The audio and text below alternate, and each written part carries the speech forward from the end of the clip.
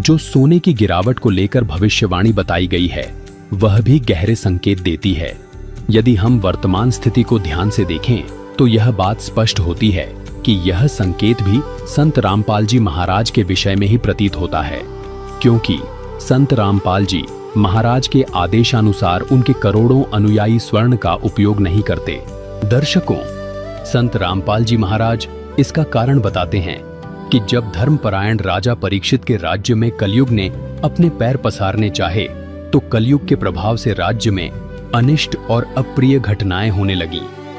तब राजा परीक्षित ने धर्म की रक्षा हेतु कलयुग का विनाश करने का संकल्प लिया।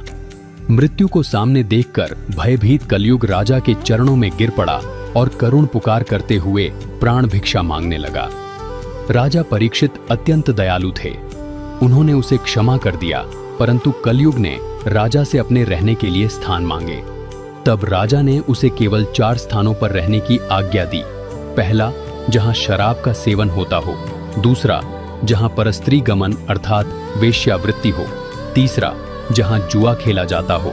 और चौथा, सोने में। समय का चक्र देखिए। एक दिन राजा परीक्षित वन में शिकार खेलने गए और अपने मार्ग से भटक गए। उस समय उनके सिर पर सोने का मुकुट सुशोभित था। कलयुग को अवसर मिल गया और वह एक सूक्ष्म मक्खी का रूप धारण करके उसी स्वर्ण मुकुट पर बैठ गया। मार्ग खोजते हुए राजा एक आश्रम में पहुंचे। वहां एक ऋषि अपनी गहरी समाधि में लीन थे।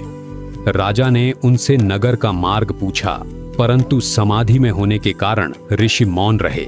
सोने के मुकुट में बैठे कलयुग के नकारात्मक प्रभाव से राजा में दुर्बुद्धि उत्पन्न हो गई। स्वयं को अपमानित मानकर राजा ने विवेक खो दिया और पास ही पड़ा एक मृत सर्प उठाकर ध्यानमग्न ऋषि के गले में डाल दिया। जब यह बात ऋषि के पुत्र को ज्ञात हुई तो उसने उसी क्षण श्राप दे दिया कि जिसने मेरे पिता का घोर अपमान किया है, आज से ठीक 7वें दिन तक्षक सर्प के डसने से उसकी मृत्यु हो जाएगी। दर्शकों, इस दृष्टांत में एक बहुत बड़ा आध्यात्मिक रहस्य छिपा है। सोना केवल एक धातु या आभूषण नहीं है, यह कलयुग का वास स्थान है।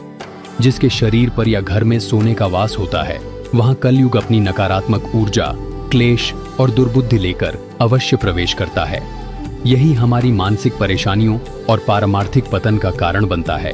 दर्शकों, संत रामपाल जी महाराज का अपने सर्व शिष्यों को सख्त आदेश है, जो जुआ खेलेगा, जो व्यभिचार स्त्री पुरुष करेगा, जो शराब आदि नशीले पदार्थों का सेवन करेगा और स्वर्ण को घर पर रखेगा या अन्य तरीके से प्रयोग करेगा, उसको मिशन से निकाल दिया जाएगा और इस आदेश का सख्ती से पालन भी कराया जाता है।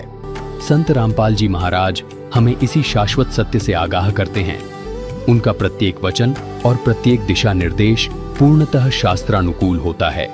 उनकी सफलता और सत्य मार्ग का यही रहस्य है कि वे मनमुखी साधना को छोड़कर शास्त्र प्रमाणित भक्ति विधान बताते हैं।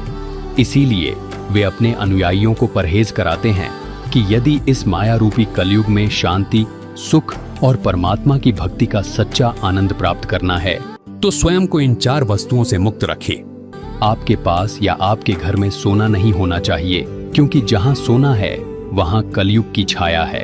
इसी प्रकार जहां शराब पीते हैं, जुआ खेलते हैं और व्यभिचार करते हैं, वहां पर भी कलयुग का प्रभाव रहता है, जो परेशानियों का महाकारण है। इसलिए संत रामपाल जी महाराज जी के भक्त न सोना पहनते हैं, न घर में संग्रह करते हैं, न ही शराब पीते हैं, न ही नशीली पदार्थों का सेवन करते हैं, न ही व्यभिचार करते हैं, न ही जुआ खेलते हैं। उनके लिए सोना मिट्टी के समान है तथा नशीली वस्तुएं प्रयोग करना, जुआ खेलना, व्यभिचार करना विष के समान है। जब किसी समाज की सोच बदल जाती है और वह भौतिक आडंबर से ऊपर उठ जाता है, तो स्वाभाविक है कि उस वस्तु का आकर्षण और मूल्य दोनों गिरते हैं। अर्थात यदि भविष्य में बड़ी संख्या में लोग परमात्मा के अवतार की शरण ग्रहण करेंगे और सोने को महत्व देना छोड़ देंगे, तो सोने की मांग घटेगी और उसका मूल्य भी गिरना स्वाभाविक है। यहाँ से श्री काशीनाथ मिश्र की भविष्यवाणी भी संत रामपाल जी महाराज की ओर संकेत करती प्रतीत होती है।